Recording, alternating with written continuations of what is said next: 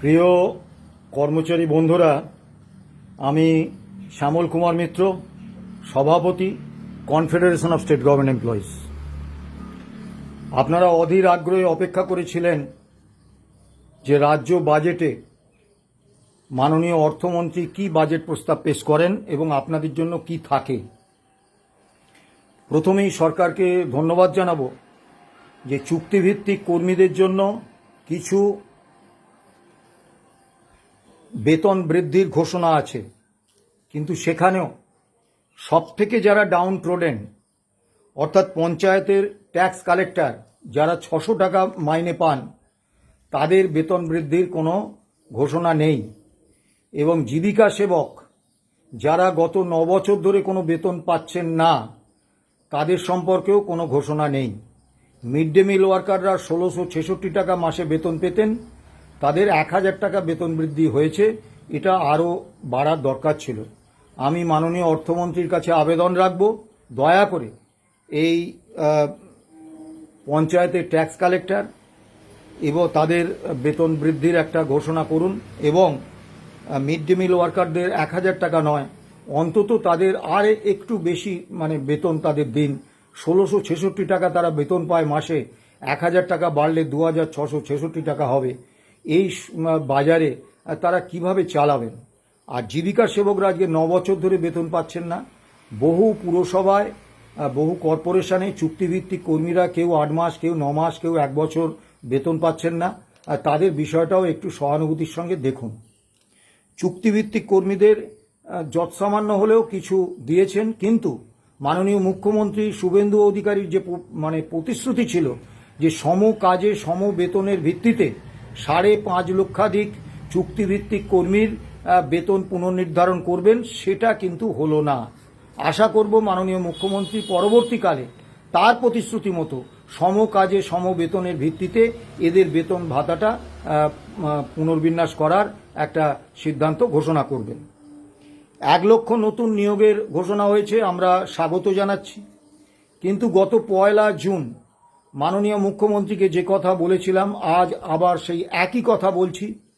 সরকারের নিয়ন্ত্রণে যদি নিয়োগের কোনো নিয়োগ এজেন্সির দায়িত্ব থাকে, তাহলে গত 15 বছরের অভিজ্ঞতায় আমরা মর্মে মর্মে উপলব্ধি করেছি যে সরকারের বকলমে শাসক দলের নিয়ন্ত্রণে চলে যায় সেই নিয়োগকারী সংস্থা, এবং সেই সরকারের নিয়ন্ত্রণে থাকা নিয়োগকারী সংস্থার মধ্যে যেসব নিয়োগ হয়, দ্বারা সেই নিয়োগ দুর্নীতিমূলক নিয়োগ, স্বজন পোষণ, রাজনৈতিক নিয়োগ এবং বেআইনি নিয়োগ হয়।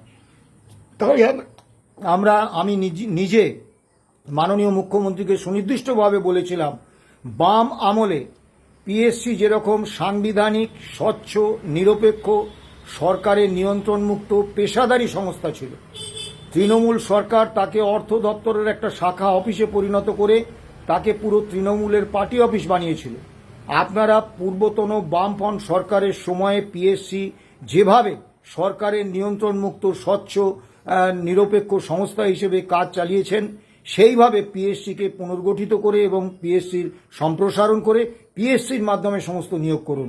আজকে মাননীয় অর্থমন্ত্রী বললেন ইউপিএসসির ধাঁচে একটা সংস্থা তৈরি করা হবে। এখন ইউপিএসসির ধাঁচেই হোক আর কোনো আন্তর্জাতিক সংস্থার ধাঁচেই হোক, সংস্থাটা যদি সরকারের নিয়ন্ত্রণে থাকে, তাহলে দুর্নীতিমূলক নিয়োগ, রাজনৈতিক নিয়োগ, স্বজন পোষণ, বেআইনি নিয়োগ হবেই, কেউ আটকাতে পারবে না। কাজেই আমি আবারও মাননীয় মুখ্যমন্ত্রী এবং মাননীয় অর্থমন্ত্রীর কাছে আবেদন রাখব, আপনারা দয়া করে সাংবিধানিক, নিরপেক্ষ, স্বচ্ছ, সরকারের নিয়ন্ত্রণমুক্ত সংস্থা হিসেবে পিএসসিকে পুনর্গঠিত করে সেই সংস্থার মাধ্যমে এই 1 লক্ষ নতুন নিয়োগ করুন। আমরা এই নিয়োগের ঘোষণাকে স্বাগত জানাচ্ছি। কিন্তু স্থায়ী রাজ্য কর্মীদের ক্ষেত্রে মাননীয় অর্থমন্ত্রী বাজেট প্রস্তাবে ঘোষণা করেছেন আগামী 1 অক্টোবর থেকে অতিরিক্ত 20% ডিএ কর্মচারীরা পাবেন। আমরা খুব হতাশ হয়েছি। তার কারণ আমাদের দীর্ঘদিনের দাবি, আমরা ডিএটা বা ডিয়ারনেস রিলিফটা সরকারের দয়া বা অনুকম্পা হিসেবে পেতে চাই না। আমরা all India consumer price index মেনে বছরে দুবার, ঠিক যেভাবে কেন্দ্রীয় সরকারি কর্মচারীরা, বেশিরভাগ রাজ্যের রাজ্য সরকারি কর্মচারীরা পেয়ে থাকেন, আমরাও অধিকার হিসেবে সেই ডিএটা পেতে চাই। দুর্ভাগ্য, আগামী 1 অক্টোবর থেকে 20% ডিএ ঘোষণা হয়েছে, অর্থাৎ প্রাপ্য হওয়ার দিন থেকে কিন্তু ঘোষণা হলো না। মানে এই বিষয়ে পূর্বতন সরকারের যা নীতি ছিল, বর্তমান সরকারও সেই একই নীতি নিয়ে চলছেন। অর্থাৎ যেদিন সরকারের মনে হবে, যেদিন মাননীয় মুখ্যমন্ত্রী বা অর্থমন্ত্রীর সদিচ্ছার উদয় হবে, সেদিন তিনি একটা ডিএর ঘোষণা করবেন, সেটাও পরবর্তীকাল থেকে দেয়া হবে। আজকে 22শে জুন, আজকে ঘোষণা হলো, দেয়া হবে 1 অক্টোবর থেকে। এমনিতেই মাননীয় মুখ্যমন্ত্রী বলেছেন, 1 জুনের বৈঠকে সুনির্দিষ্টভাবে বলেছেন যে জানুয়ারি 2027 থেকে 7ম রাজ্য বেতন কমিশনের সুপারিশকৃত বেতন এবং ভাতা রাজ্য কর্মীরা পেয়ে যাবেন। যদিও তার নির্বাচনী প্রতিশ্রুতি ছিল যে 45 দিনের মধ্যে 7ম রাজ্য বেতন কমিশনের যে বেতন এবং ভাতা হবে, সেই বেতন, ভাতা এবং পেনশন রাজ্য কর্মীরা পাবেন। এবং তিনি 8ম রাজ্য বেতন কমিশনের কথাও বলেছিলেন, যদিও এই বেতন কমিশন সম্পর্কে সম্যক ধারণা না থাকার কারণেই বলেছিলেন, কারণ 6ষ্ঠ বেতন কমিশন শেষ হয়েছে গত 2025 সালের 31শে ডিসেম্বর। 7ম বেতন কমিশনের কার্যকালের মেয়াদ হচ্ছে 1/1/2026 থেকে 31/12/2025। কাজী 31/12/2025 পর্যন্ত এই 7ম রাজ্য বেতন কমিশনের কার্যকালের মেয়াদে 8ম রাজ্য বেতন কমিশন হয় না।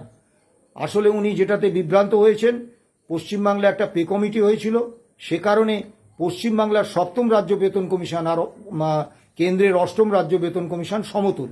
যাই হোক, সেই নির্বাচনী প্রতিশ্রুতি উনি রাখেননি, কিন্তু গত 1 জুন যে প্রতিশ্রুতি দিলেন যে জানুয়ারি 2027 থেকে 7ম রাজ্য বেতন কমিশনের সুপারিশ অনুসারে কর্মচারীরা বেতন, পেনশন এবং ভাতা পেয়ে যাবেন, সেইটা যদি উনি রাখেন, তাহলে তো এমনিতেই 42% ডিএ ওই ডিসেম্বর 2027-এর মধ্যে, ডিসেম্বর 2026-এর মধ্যে রাজ্য সরকার মিটিয়ে দিতে বাধ্য। এটা তো নতুন কিছু ব্যাপার নয়। আমি দেখলাম অভিনন্দনের বন্যায় সরকারকে ভাসিয়ে দিচ্ছেন এক শ্রেণীর নেতা। তাদেরকে আমি স্মরণ করিয়ে দিই, 1/1/2018 থেকে পূর্বতন সরকার 15% দিয়ে দিয়েছিলেন এক লপ্তে। তারপরে 1/1/19 থেকে 25% দিয়ে দিয়েছিলেন এক লপ্তে। কাজে 20% ডিএর ঘোষণা নতুন কিছু নয়, বিরাট বড় অর্থাঙ্কেরও নয়। কিন্তু যে বিষয়টা দাঁড়ালো, এই 20% ডিএ যদি বা আরও কম যদি ডিএ দিতেন, কিন্তু সেটা প্রাপ্য হওয়ার দিন থেকে দিতেন all India consumer price index মেনে, তাহলে আমরা অবশ্যই সরকারকে স্বাগত জানাতাম, ধন্যবাদ জানাতাম।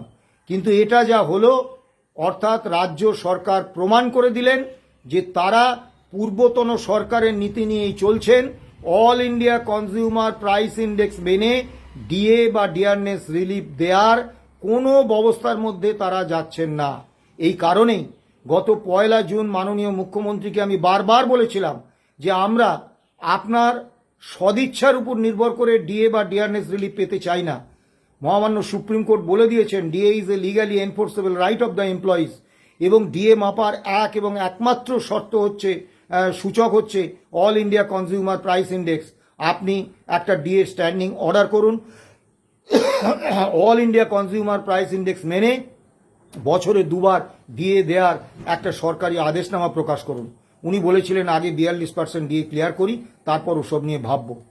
অর্থাৎ যতদিন পর্যন্ত না পূর্বতন সরকারের নীতির বিপরীতে গিয়ে অধিকার হিসেবে all India consumer price index মেনে আমরা ডিএ পাচ্ছি, ততদিন পর্যন্ত রাজ্য কর্মীদের এই ডিএ বঞ্চনার কোনো অবসান হবে না। মনে রাখবেন, এই 42% ডিএতেই ডিএ শেষ নয়। এরপরে 27শে জানুয়ারি থেকে প্রতি 6 মাস অন্তর all India consumer price index অনুসারে কেন্দ্রীয় সরকারি কর্মচারীরা, অন্যান্য রাজ্যের কর্মচারীরা তারা ডিএ পেয়ে যাবেন, তাদের পেনশনাররা ডিয়ারনেস রিলিফ পেয়ে যাবেন। সেখানে যদি আমাদের একটা স্ট্যান্ডিং অর্ডার যদি না থাকে তাহলে, এবং যদি মুখ্যমন্ত্রীর সদিচ্ছার উপর আমাদের নির্ভর করতে হয়, ডিএ 42% কেন 420% বকেয়া হয়ে যেতে পারে। কাজেই আমরা এই বিষয়ে সরকারকে স্বাগত জানাতে পাচ্ছি না, মাননীয় অর্থমন্ত্রীকে স্বাগত জানাতে পাচ্ছি না, কারণ মাননীয় অর্থমন্ত্রী এবং মাননীয় মুখ্যমন্ত্রী সামগ্রিকভাবে সরকার all India consumer price index মেনে ডিএ দেওয়ার যে অধিকার সেটাকে অস্বীকার করলেন। আমরা অত্যন্ত আহত। দিনটা 1 অক্টোবর থেকে পাবেন।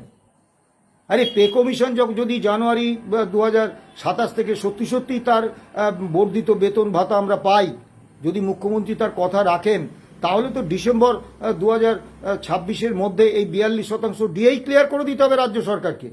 তাহলে নতুন কি দিলেন? কাজেই আমরা প্রাপ্য হওয়ার দিন থেকে বকেয়া সহ ডিএ না দেওয়ার এই যে সিদ্ধান্ত, এর আমরা বিরোধিতা করছি, সমালোচনা করছি এবং তীব্র নিন্দা করছি। দ্বিতীয় যে বিষয়টা, আমরা confederation of state government employees and others versus state of West Bengal and others, এই মামলার মূল মামলাকারী সংগঠন। গত 5ই ফেব্রুয়ারি মহামান্য সুপ্রিম কোর্ট রায় দিয়েছেন এবং সুনির্দিষ্টভাবে বলেছেন DA is a legally enforceable right of the employees. বলেছেন অল ইন্ডিয়া কনজিউমার প্রাইস ইন্ডেক্সই হচ্ছে একমাত্র সূচক, যে সূচকে ডিএ গণনা করতে হবে। দুর্ভাগ্যের বিষয়, পূর্বতন কর্মী বিদ্বেষী সরকার এই রায় কার্যকর করেননি। উল্টে এই রায়ের পার্সিয়াল কমপ্লায়েন্সের নামে একটা বহুমাত্রিক জটিলতা তৈরি করে দিয়েছেন এবং সেখানে ভয়ঙ্কর একটা প্রতারণার জায়গা তৈরি করে দিয়েছেন। কীরকম প্রতারণা? তারা পরিকল্পিতভাবে ভুল হিসেব করে, আমি এই বিষয়ে আগে বিস্তারিত বলেছি বিভিন্ন ভিডিও, আর বিস্তারিতভাবে বলছি না, যে তারা পরিকল্পনা করে ভুল হিসেব করে রাজ্য কর্মীদের যে প্রাপ্য তার মাত্র 43% দিয়েছেন, 57% কাটমানি হিসেবে কেটে নিয়েছেন। গত 1 জুনের বৈঠকে মাননীয় মুখ্যমন্ত্রীকে, মাননীয় অর্থ সচিব প্রভাত মিশ্রের সামনে আমি সুনির্দিষ্টভাবে এই কথাটি অত্যন্ত স্পষ্টভাবে আমি বলেছি এবং কিভাবে মাননীয় প্রভাত মিশ্রের নেতৃত্বাধীন অর্থ দপ্তর আমাদের বঞ্চিত করেছে, প্রতারিত করেছে, সেই পুরো বিষয় আমরা তুলে ধরেছি। কিন্তু আজ পর্যন্ত অর্থ দপ্তর তার সংশোধন করেননি।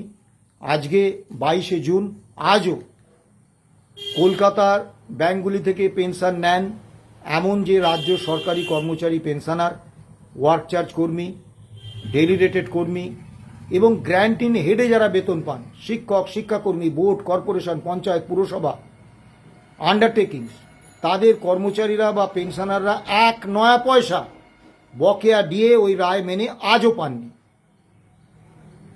আমরা খুব আশা করেছিলাম, আমি অন্তত এই প্রত্যাশার মধ্যে ছিলাম, কারণ মাননীয় মুখ্যমন্ত্রী বলেছিলেন সরকার আপনাদের সঙ্গে আদালতে লড়াই করবে না, সরকার আপনাদের দাবি পূরণ করবে, কর্মী বান্ধব সরকার হিসেবেই সরকার কাজ করবে।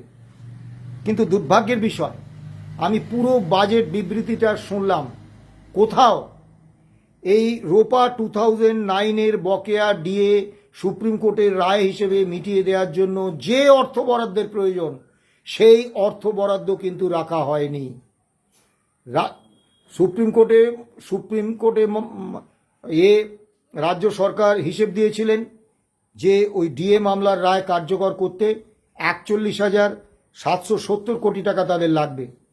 পূর্বতন সরকার পার্সিয়াল কমপ্লায়েন্সের নামে 6,600 কোটি টাকা খরচা করেছিলেন।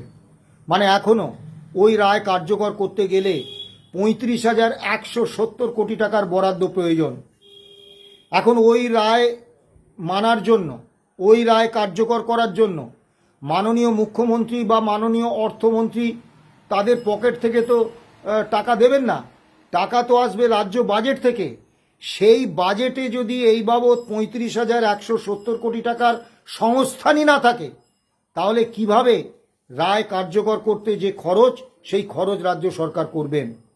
অর্থাৎ রাজ্য সরকার সিদ্ধান্ত নিয়েছেন আগামী 31শে মার্চ 2027 পর্যন্ত মহামান্য সুপ্রিম কোর্টের রায় মেনে বকেয়া ডিএ দেওয়ার কোনো পরিকল্পনা তাদের নেই।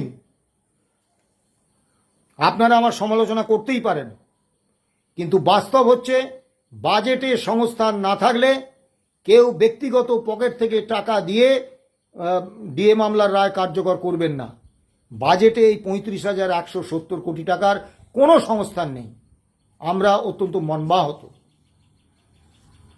আরেকটি বিষয় আমাকে আহত করেছে, সেটা এই ডিএ বা এ সংক্রান্ত নয়, সেটা হচ্ছে পূর্বতন সরকারের সময়ে অস্বাভাবিকভাবে মন্ত্রী এবং বিধায়কদের বেতন ভাতা ইত্যাদি বাড়িয়েছিলেন পূর্বতন সরকার। তখন বিরোধী দলনেতা শুভেন্দু অধিকারীর নেতৃত্বে বিজেপি বিধায়করা এর বিরুদ্ধে তীব্র প্রতিবাদ জানিয়েছিলেন। আমি আশা করেছিলাম নতুন সরকার ক্ষমতায় এসে যেদিন বাজেট পেশ করবেন, তারা এই বিধায়কদের এবং মন্ত্রীদের যেই অস্বাভাবিক উচ্চ বেতন যেটা মমতা বন্দ্যোপাধ্যায় করে গিয়েছিলেন সেইটা তারা কমিয়ে দেবেন।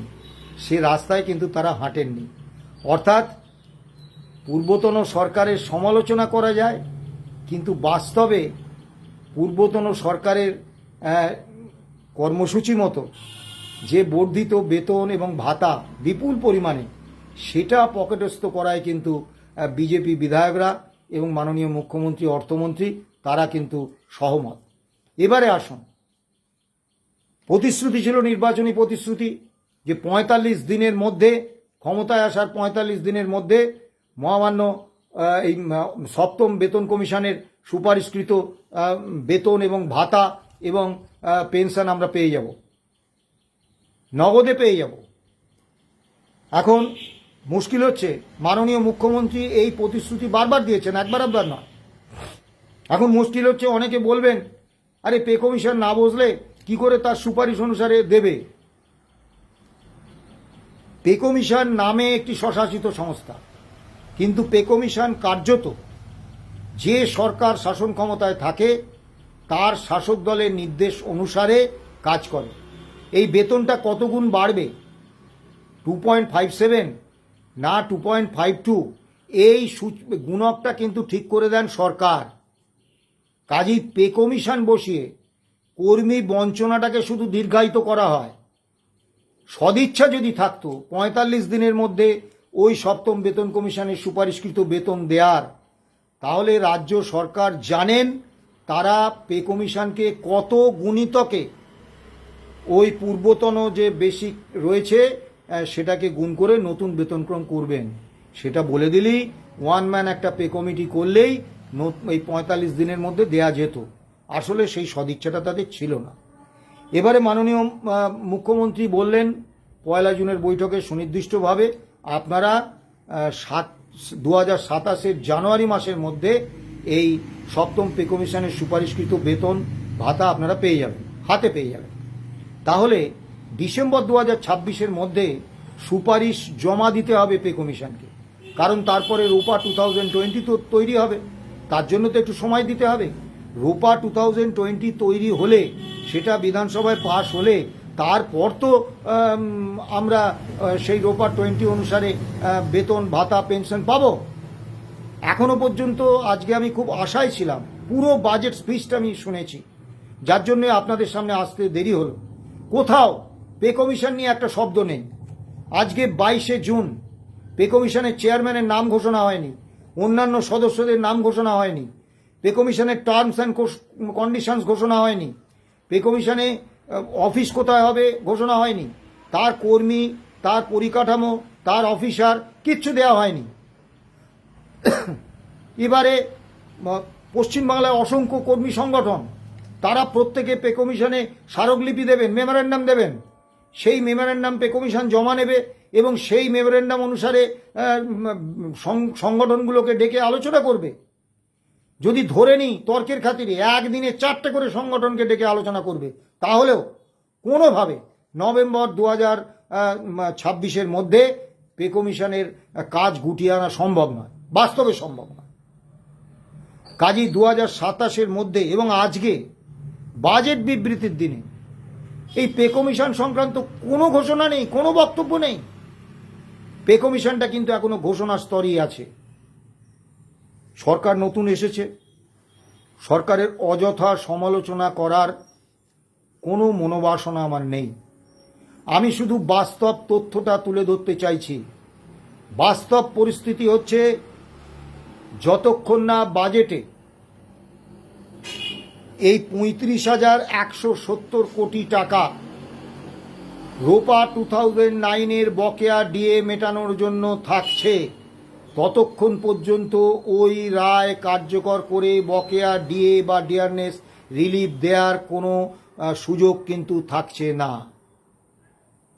কাজেই মার্চ 2027 পর্যন্ত এই বকেয়া ডিএ দেওয়ার যে কার্যক্রম, সেটা যে রাজ্য সরকার পিছিয়ে নিয়ে যাবেন, এ ব্যাপারে আমার মনে কোনো অন্তত সন্দেহ নেই।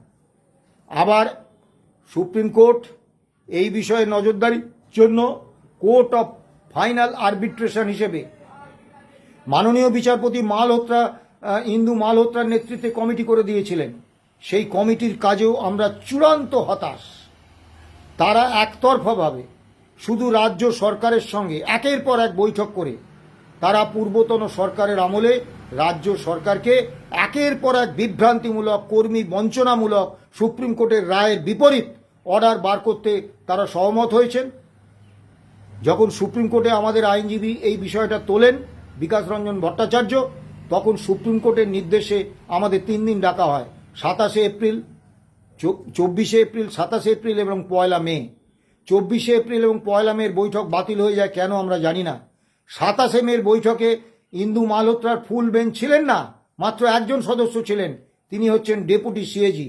এবং সেই সভায় কোনো মিনিটস আজ পর্যন্ত আমাদের দেয়া হয়নি। সেখানে আমরা যে বিষয়গুলো উত্থাপন করেছিলাম, প্রতিটি বিষয় আমরা উত্থাপন করেছিলাম, একটি বিষয়েরও কোনো সদুত্তর ডেপুটি সিএজি দেননি। এবং আজ পর্যন্ত মালহোত্রা কমিশন আর আমাদের ডাকেননি।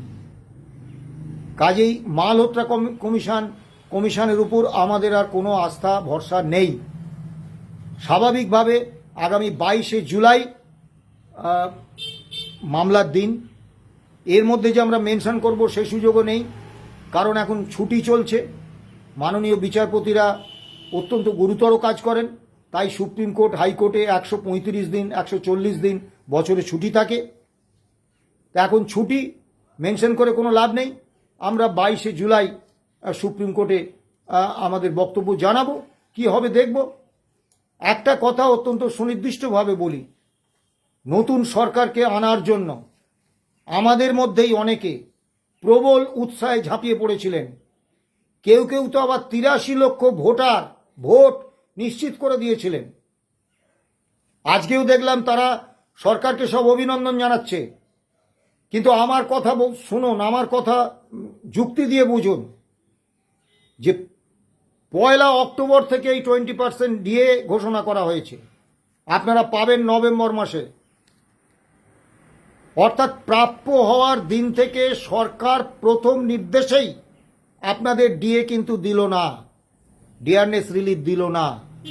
অর্থাৎ সরকার প্রতিষ্ঠা করে দিল যে তারা all India consumer price index মেনে ডিএ দিতে আদৌ আগ্রহী নয়।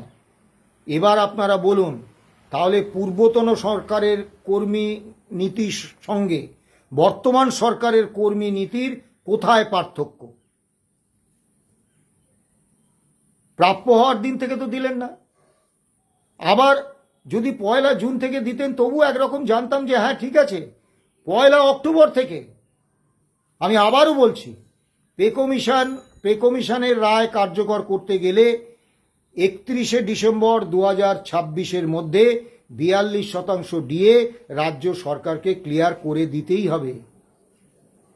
আর 20% ডিএ এক লপ্তে ঘোষণা এই প্রথম হলো না। 1/1/86 থেকে 1/1 এর আগে পূর্বতন সরকারের আমলে আমরা দুবার, একবার 15%, একবার 25% ডিএ পেয়েছি।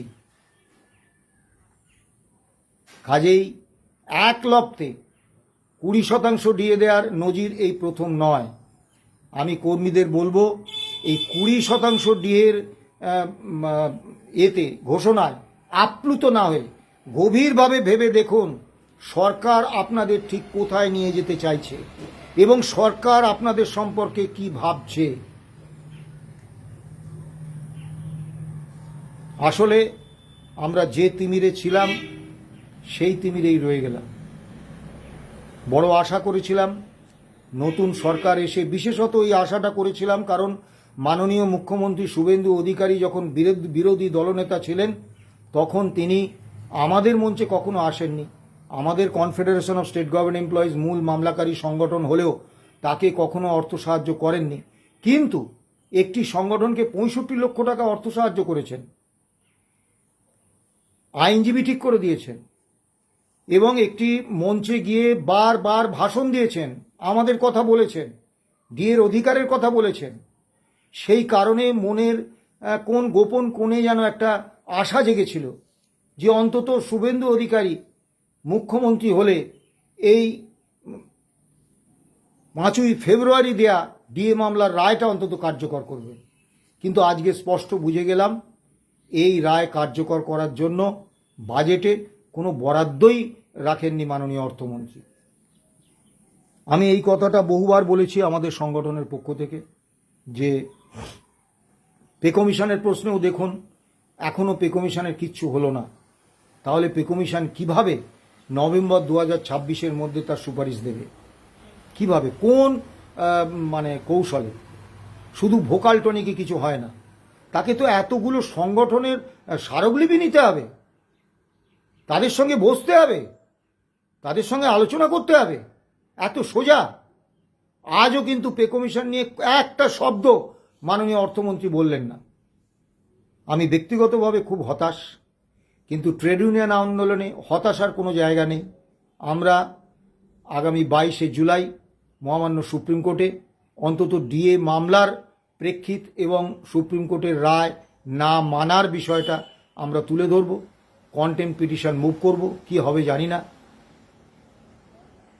দুঃখ লাগছে সেই সংগঠনটির কথা ভেবে যারা মাননীয় মুখ্যমন্ত্রীর উপর অগাধ আস্থা রেখে মহামান্য সুপ্রিম কোর্টে মামলা পিছিয়ে দেওয়ার আবেদন করেছিলেন যে 1 জুন সুপ্রিম কোর্টের রায় কার্যকর করার জন্য মাননীয় মুখ্যমন্ত্রী আমাদের একেবারে সুনির্দিষ্ট কার্যক্রম শুরু করার সুখবরটা দেবেন। তারা মামলা পিছিয়ে দেওয়ার আবেদন করলেন। তা আগামী 26 তারিখ তাদের গিয়ে কিন্তু এই সরকারের বিরুদ্ধে রায় কার্যকর করার দাবিতে সুপ্রিম কোর্টে তাদের আইনজীবীদের কিন্তু মুখ খুলতে হবে। আমি আপনাদের বলবো, কোনো সরকার বন্ধু হয় না। দীর্ঘ 34 বছর আগে যে একটা তত্ত্ব খাড়া করা হয়েছিল বন্ধু সরকারের তত্ত্ব, এই সরকারকে চোখের মণির মতো রক্ষা করতে হবে। তারপরে দশকের পর দশক ধরে এই একই তত্ত্ব চলে আসছে। গত 15 বছর আগে ছিল চোখের মণির মতো রক্ষা করার স্বঘোষিত দায়বদ্ধতা, গত 15 বছরে আবার পেটের লিভারের মতো রক্ষায় স্বঘোষিত দায়বদ্ধতা ছিল। আজকে নতুন সরকার আসার সঙ্গে সঙ্গে আমরা দেখছি ডজনখানেক সংগঠন তারা এই সরকারকে রক্ষার স্বঘোষিত দায়বদ্ধতা নিয়ে সরকারের উপর বিপুল পরিমাণে আস্থা ভরসা করে ফেলছেন। আজকেও দেখুন, আমি ফেসবুক খুলেই দেখলাম অভিনন্দনের বন্যায় ভাসিয়ে দেওয়া হচ্ছে, কিন্তু বাস্তবে রাজ্য সরকার স্থায়ী রাজ্য কর্মীদের সঙ্গে একটা নিষ্ঠুর রসিকতা করলেন।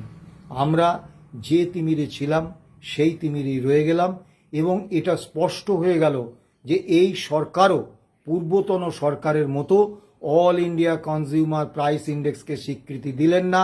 All India consumer price index মেনে ডিএ পাওয়াটাকে অধিকার হিসেবে মেনে নিলেন না। এই সরকারের কাছেও বিষয়টা দয়ার দান হিসেবেই থেকে গেল। কাজেই আমাদের আইনি লড়াইটা যেমন লড়তে হবে, তেমনি ঐক্যবদ্ধ কর্মী পক্ষ তৈরি করে সরকারের হাত থেকে দাবি ছিনিয়ে আনতে হবে।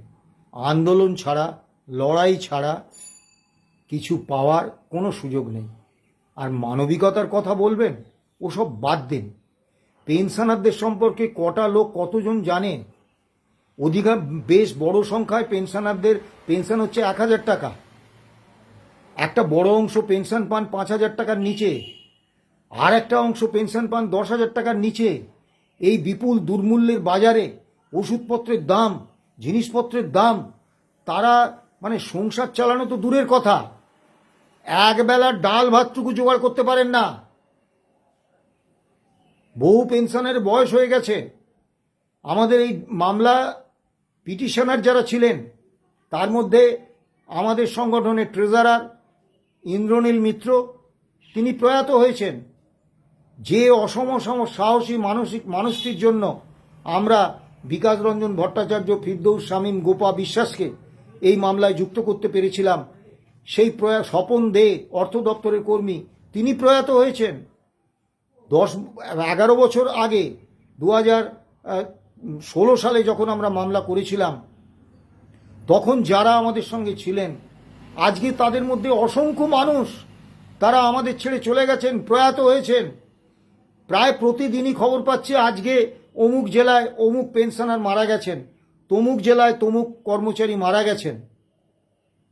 তাদের হক পাওনার টাকা আগের সরকার, মমতা বন্দ্যোপাধ্যায় সরকার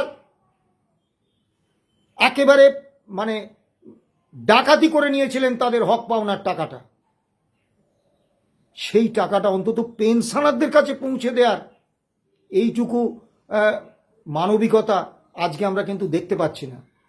আবার দেখলাম এক বরিষ্ঠ নেতা বলেছেন ব্যুরোক্রেসি চক্রান্ত করছে, আমলারা এই ভুল হিসেব সংশোধন করতে চাইছে না, আমলারা এই কলকাতা কর্পোরেশন এলাকায় যে সমস্ত পেনশনার, সরকারি পেনশনার পেনশন পান, তাদের পেনশনটা ডিসবার্স করছে না, তাদের বকেয়া ডিএটা ডিসবার্স করছে না, গ্র্যান্ট ইন এডের কর্মচারীদের জন্য অর্ডার তৈরি করছে না। এগুলো সব হাস্যকর কথা। ব্যুরোক্রেসি সর্বদা কাজ করে সরকারের চিফ পলিটিক্যাল এক্সিকিউটিভের নির্দেশে। শাসক দলের রাজনৈতিক নির্দেশ ছাড়া কখনো আমলাতন্ত্র কোনো সিদ্ধান্ত নেয় না। আজকে এই অর্থ দপ্তরের আমলাদের উপর পূর্বতন সরকারের চিফ পলিটিক্যাল এক্সিকিউটিভ মমতা বন্দ্যোপাধ্যায়ের নির্দেশ ছিল যে তোমরা পরিকল্পিতভাবে ভুল করে কর্মচারীদের কম টাকা দাও, তাই তারা 57% কম টাকা দিয়েছেন। মমতা ব্যানার্জির নির্দেশ ছিল রায় কার্যকর করা যাবে না, বিভিন্ন রকম জটিলতা তৈরি করে বহুমাত্রিক জটিলতার একটা আবর্তে মামলাকারী সংগঠনগুলোকে ঢুকিয়ে দাও।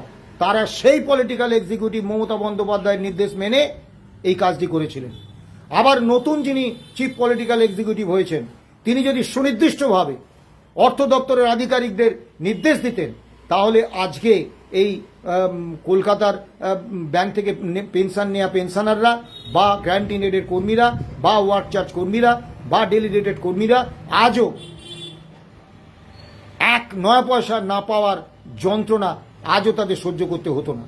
কাজেই ব্যুরোক্রেসি নয়, পলিটিক্যাল এক্সিকিউটিভ তারাই সিদ্ধান্ত নেন এবং তারা এই মামলার রায় কার্যকর করতে তাদের সদিচ্ছা নেই, এই কারণেই কার্যকর হচ্ছে না।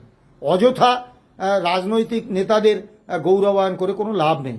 সবশেষে একটা কথাই বলবো, আন্দোলন, লড়াই, ঐক্যবদ্ধ কর্মী পক্ষ হিসেবে সরকারের কাছে নিজেদের উপস্থাপিত করার ছাড়া অন্য কোনোভাবে আমরা ডিএর অধিকার, all India consumer price index মেনে পাওয়ার অধিকার আমরা পাবো না।